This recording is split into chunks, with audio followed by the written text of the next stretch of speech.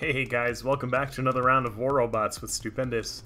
So I've got a Leo with geckos and a Tempest on it. So this Tempest, I just sped up to level 9 real quick. It was working on the level 8 upgrade all weekend, and it had like 12 hours left. And I was afraid I was going to be at work when it switched, and I just wanted to keep all my Tempest going instead of having a couple hours off or something like that. So anyway, so I've got this level 9 Tempest on here, and then I've got my level 10 geckos. And so I just wanted to take a look and see how they work. This is my first round with it. It's Monday morning right now. I had some other rounds I was going to post for you guys, but reading some comments and stuff, it looks like you guys wanted some more Tempest stuff, so I figured we would throw this in for today. So the geckos have been pretty powerful since their last update.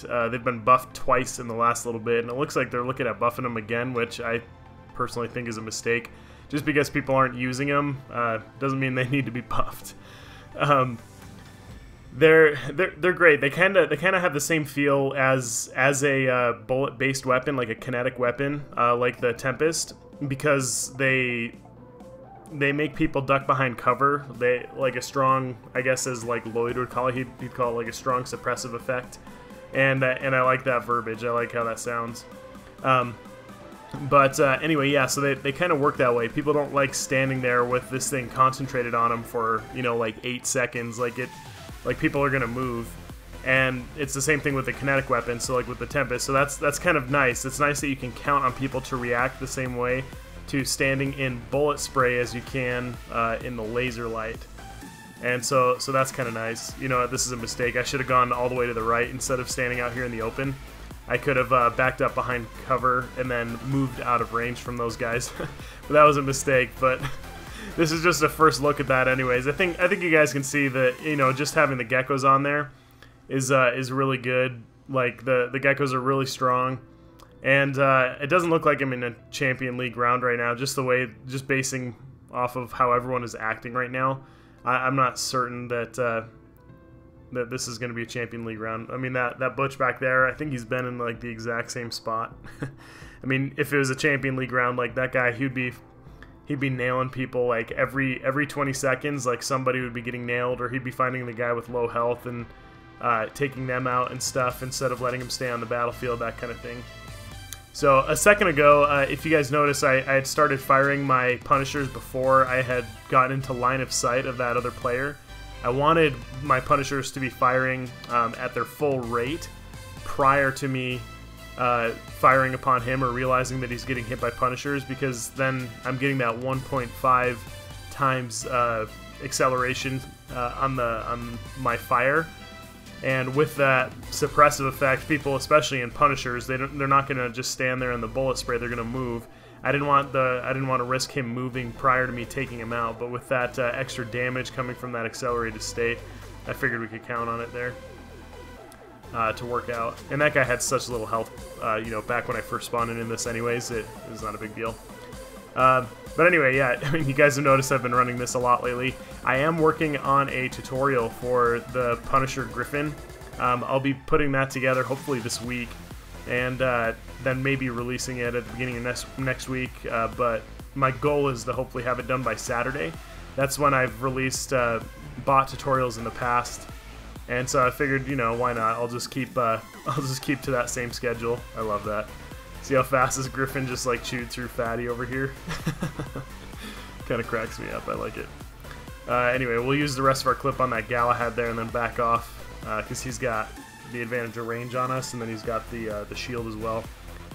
With the Punishers though, I mean, if all of them are maxed out, most of mine are like level 11, but if all of them are maxed out, you're doing like 445,000 damage per clip. And so up close on a Galahad, you can knock his shield out in, like 7 seconds. You can completely melt his shield even if he's maxed out with that kind of damage, or close anyway. But yeah, so that's something we'll talk about more when we get to the Punishers tutorial. I'm going to focus mostly on the Punisher Griffin, but I'll probably throw in a couple of other Punisher setups here. Yeah, these guys definitely don't feel like like Champion League players. The matchmaking has been squirrely, and I think I talked about this in a video before. The matchmaking has been a little bit weird. I've been getting matched mostly with Expert and Diamond League players when playing by myself. There'll maybe be like one Master and one Champion, like on each team kind of thing. but for the most part, it's been kind of a mixed bag. And I don't know, maybe that's a good thing. Maybe that's better for, you know, matchmaking speed or something else. But I don't know. It's definitely made it hard to win when playing solo, just with the types of players that I've been being matched with. It just doesn't mesh with my play style, I guess, and so we've been losing a lot. Check this out. Maybe we can shoot him through the window. Pew pew. Hey, we did get him a little bit, but not very much. It's kind of not worth it, but that's okay. So with the Rogatka, I would just keep your jumps kind of weird. So if you notice there, like I started running like one direction and then immediately like jump back the other way, and you can do that kind of at a diagonal too, and it can work out really well. That guy's got Tehran, so I'm gonna back off until he gets a little bit closer. That's when I can do more damage to him. So anyway, yeah. Let me know what other tutorials you guys would like to see. That's something I'd like to start getting back into. Because with the video editor that I have, I'm able to make tutorials a little bit easier. Because I just got a new laptop, and so I should be able to put them together much faster and make them look a lot nicer. Before, it just took so long using the video editor and the laptop that I had before that it wasn't quite worth it. So, all right, let's see if we can get this Lancelot out of center. I mean, it doesn't look like we're gonna have to worry about it with the way that this game is going. We had a 4 cap on him for a little while there. Yeah, that didn't really do anything. So we'll jump into this guy. Oh, never mind, they just took the lance out. I was going to say, if he keeps moving towards my left, we were going to be able to hit him with a full salvo, but anyway. So, and yeah, from what I've heard, the pins and the Tulumbas are going to be getting a nerf. It sounds like they're going to be getting a speed nerf. And so I'll keep you guys updated on that. I'll try to, you know, talk about that in my next video. We'll talk about some of the things that they've got in the works that I've heard from my contact at Pixonic, and then you guys have probably already heard some of that stuff anyway.